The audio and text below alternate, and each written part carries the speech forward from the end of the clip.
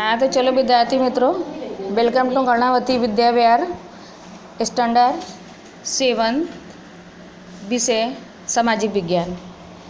तो विद्यार्थी मित्रों, आपका लेसन 7 तक कंप्लीट हो गया है।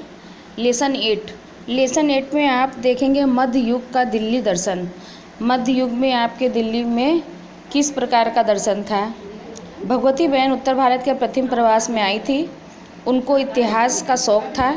उन्होंने अपनी डायरी में दिल्ली के शासकों के विषय में लिखा था। इस डायरी का पठन कक्षा में हुआ, जो इस प्रकार है। गुलाम वंश। 13वीं शताब्दी की शुरुआत में दिल्ली सल्तनत की स्थापना 1206 में हुई थी। गौरी के निधन के बाद उसका विश्वास पात्र गुलाम में से सरदार बना हुआ कुतुबुद्दीन ऐबक ने दिल्ली का शासक संभाला।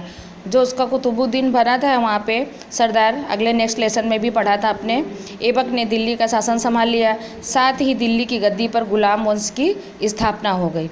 भारत में सत्ता को जमाने के लिए उसने कई कठिनाइयों का सामना करना पड़ा, फिर भी शासन को स्थायित्व प्रदान किया। उसने एक मीनार का निर्माण कार्य शुरू करवाया।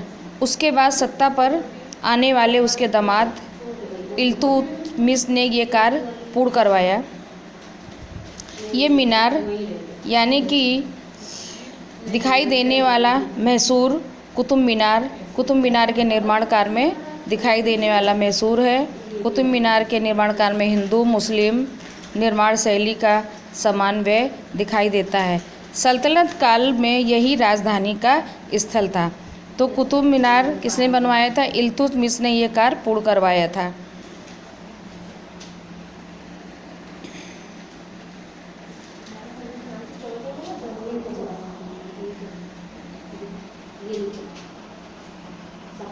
कुतुबुद्दीन ऐबक के बाद गद्दी पर आने वाला इल्तुतमिश की शुरुआत में गुलाम था।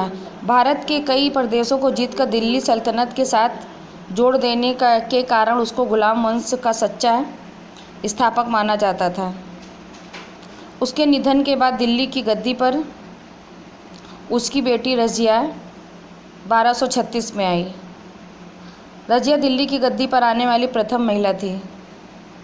शासक सुल्ताना थी। रज़िया शासक के रूप में काबिल थी। पुरुष की पोशाक पहनकर वो राज दरबार में बैठती थी। उस समय के इतिहासकार में मिन्हास ए सिराज लिखते थे कि रज़िया अपने भाइयों की अपेक्षा शासन करने में ज़्यादा सक्षम थी और काबिल थी।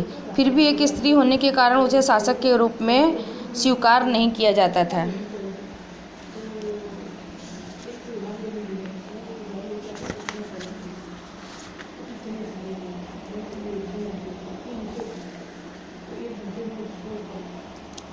अमीर इमराव को रज़िया बेगम की सत्ता चुभती थी। अमीरों की खटपट के कारण रज़िया के शासन का अंत आया। उसके निधन के बाद 6 साल तक राज्य में अंधाधुंधी चली। आखिरकार अमीरों ने इल्तुतमिश के पुत्र नसरुद्दीन को दिल्ली की गद्दी पर बिठाया। उसने 21 साल तक शासन किया। उसके निधन के बाद दिल्ली की गद्दी पर गैरशासन बलवान आया। दिल्ली के शासन में चल रही अशांति और अव्यवस्था का अंत करके उसने मजबूत शासन की नींव डाली। बलवान नसरुद्दीन के मंत्री के रूप में 20 साल तक रहा। उसके बाद 22 साल तक सुल्तान के रूप में कार्यभार चलाया। उसके बाद शासक कमज़ोर पड़ते ही गए। दिल्ली पर खिलजी वंश की स्थापना हो गई है। अब खिलजी वंश देखिए। खिलजी वंश बलवान के निधन के बाद सिर्फ 4 साल में ही दिल्ली की गद्दी पर खिलजी वंश के शासक का दौर शुरू हुआ। अफ़गानिस्तान के खल्ज नामक स्थान पर रहने वाली तुर्क जात को खिलजी कहा जाता था। खिलजी किसे कहा जाता था? अफ़गानिस्तान के स्थान पर रहने वाली तुर्क जात को खिलजी कहा जाता था। जलालुद्दीन खिलजी ने गुलाम वंश को उखाड़ फेंका। खिलजी वंश की स्थापना 1296 में उसके भतीजे और दामाद अलाउद्दीन खिलजी ने दिल्ली की सत्ता जलालुद्दीन से छीन ली। वे खुद सुल्तान बना। हुआ अत्यधिक महत्वाकांक्षी था। उसने राज्य के कामकाज में उलमाओं और उमराओं को सत्ता काम कर दी। प्रख्यात कवि अमीर खुसरो उसके दरबार में थे। खुसरो की कई रचनाएं प्रमुख हैं, प्रख्यात हैं। अलाउद्दीन खिलजी ने भाव नियंत्रण के लिए सख्त कानून बनाए। उनके निधन के बाद राज्य में अराजकता फैल गई और खिलजी वंश के बाद तुगलक वंश का शासन स्थापित हो गया। तो विद्यार्थी मित्रों, आपने अभी इतना पढ़ा, इसके बाद तुगलक वंश कल पढ़ेंगे।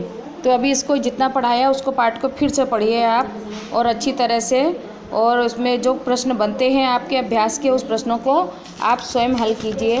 हल कर उसको दो प्रश्न अंदर से छाटिए।